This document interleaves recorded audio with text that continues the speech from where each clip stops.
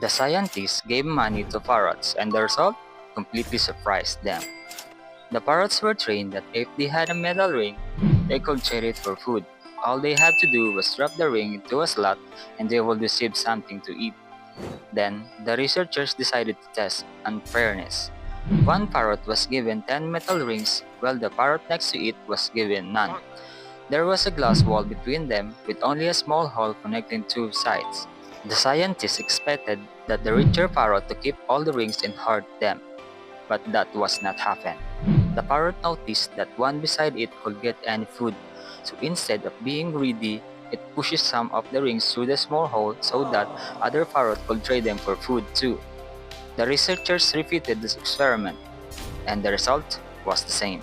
The parrots shared the rings until both of them exchanged them for food and eat. The researchers expected greed, but what they found instead was empathy. Pretty amazing, right? Something even parrots know how to share.